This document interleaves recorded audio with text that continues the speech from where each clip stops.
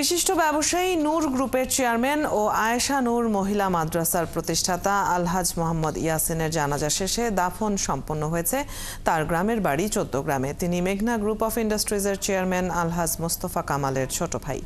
বুধবার সকাল 11টায় জানাজা শেষে চৌদ্দগ্রাম বুদ্দিন মাদ্রাসার পাশে কবরস্থানে তাকে দাফন করা হয়। জানাজার আগে চৌদ্দগ্রাম কনকাপৈত আলহাজ নূর মিয়া ডিগ্রি কলেজ মাঠে সংক্ষিপ্ত আলোচনায় বক্তৃতা করেন মেঘনা গ্রুপ অফ ইন্ডাস্ট্রিজের চেয়ারম্যান আলহাজ মোস্তফা কামাল এবং মরহুমের অন্যান্য স্বজনেরা।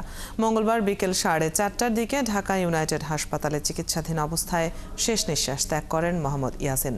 মৃত্যুর সময় তার বয়স ছিল 57 বছর।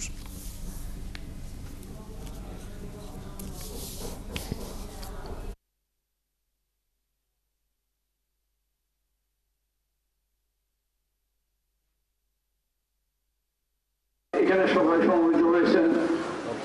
আমি আল্লাহর কাছে মনোবাদকে প্রার্থনা করি, আপনারা যারা আছেন ওর জন্য দোয়া করবেন। ও তো দুনিয়া থেকে ইন্তেকাল করছেন, আল্লাহ তাকে ব্যস্ত নসিব করে।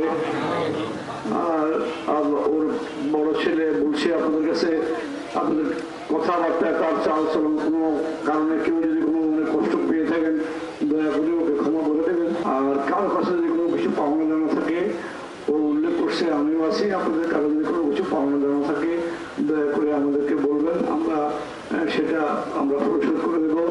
তো আপনারা সবাই ওনার জন্য দোয়া করবেন।